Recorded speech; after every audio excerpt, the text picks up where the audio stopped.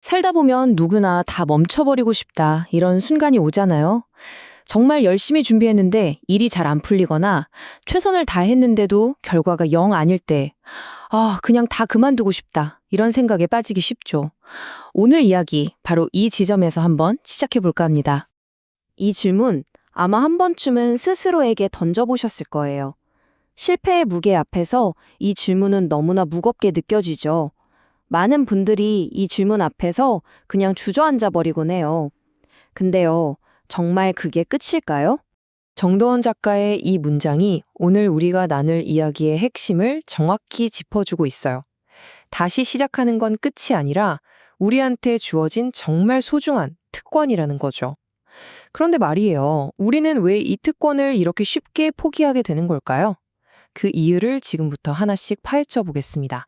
자, 첫 번째로 우리가 실패라고 부르는 것, 그 의미부터 다시 한번 생각해 볼게요. 넘어졌다는 걸 완전히 새롭게 정의하는 것부터 시작하는 거죠. 보통 우리는 실패하면 이제 끝이다, 이렇게 생각하잖아요.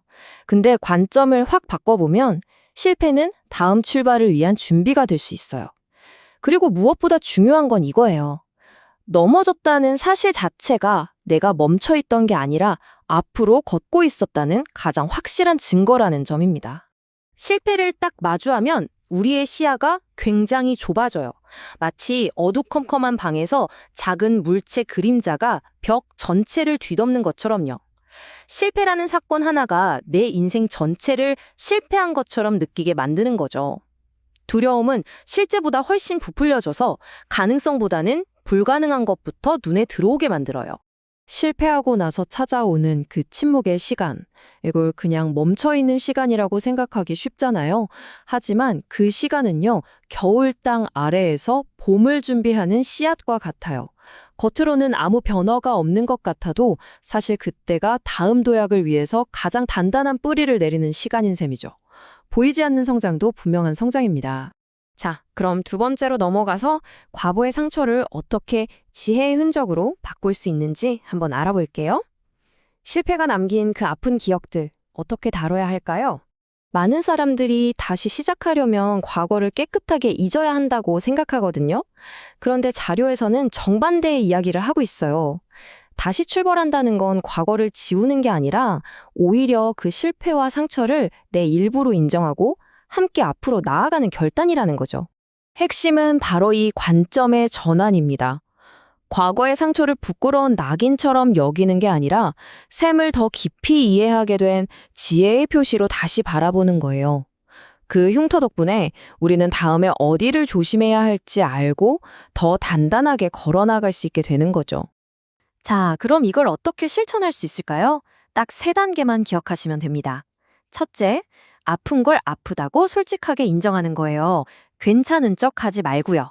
둘째, 그 기억을 억지로 지우려고 애쓰는 대신에 다음 걸음을 위한 좋은 안내서로 삼는 거죠.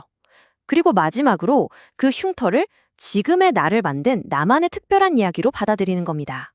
세 번째 주제는 바로 용기입니다. 또 실패하면 어떡하지? 이런 두려움과 어떻게 함께 걸어갈 수 있는지, 그리고 진짜 용기가 뭔지 한번 살펴보겠습니다. 우리가 흔히 오해하는 게 있죠. 용기 있는 사람은 두려움이 없을 거라고 생각하는 거요. 하지만 진짜 용기는 두려움이 아예 없는 상태가 아니에요. 오히려 두려움을 분명히 느끼면서도 그 두려움에도 불구하고 딱 한 걸음 더 내딛는 의지, 바로 그게 진짜 용기입니다. 안전한 곳에만 머물면 물론 실패는 없겠죠. 하지만 기적도 없고 성장도 없습니다. 실패할 가능성을 감수한다는 건 바꿔 말하면 성공하고 성장할 가능성의 문을 연다는 뜻이기도 한 거죠. 용기라는 게 엄청나게 거창한 게 아니에요. 여기 나오는 예시들처럼 우리 주변에서 흔히 볼 수 있는 것들이죠. 오랫동안 접어뒀던 꿈을 위해서 늦은 나이에 다시 책을 펴는 분, 어색하고 불편한 걸 무릅쓰고 먼저 화해의 손길을 내미는 분, 실직의 아픔 속에서도 다시 새로운 길을 찾아 나서는 분, 이런 작은 출발들 하나하나가 전부 진짜 용기의 모습입니다. 자, 이제 마지막입니다. 당신의 새로운 페이지를 시작하는 법에 대해서 이야기하면서 마무리해 볼게요. 다시 시작한다는 건 우리에게 어떤 희망을 줄까요? 그리고 그 첫걸음은 어떻게 뗄 수 있을까요? 다시 일어서는 건 결코 혼자만의 싸움이 아니에요. 넘어진 사람에게 손을 내밀어주고 괜찮아, 다시 해봐 라고 말해주는 따뜻한 지지와 격려 속에서 새로운 출발은 훨씬 더 큰 힘을 얻게 되죠. 이 구절은 정말 절망적인 상황 속에서도 새로운 길이 열릴 수 있다는 아주 강력한 희망의 메시지를 담고 있어요.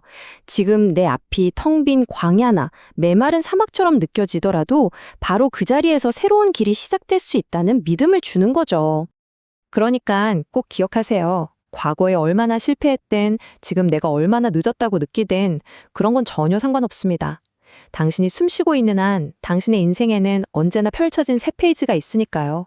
그리고 그 페이지에는 아직 아무것도 쓰여 있지 않아요. 그래서 마지막으로 이 질문을 여러분께 드리고 싶습니다. 실패의 경험을 지혜의 흔적으로 삼고 두려움과 함께 걸어갈 용기를 내어서 여러분의 그 깨끗한 새 페이지에 어떤 새로운 이야기를 써 내려가시겠어요? 그 선택은 바로 당신에게 달려 있습니다.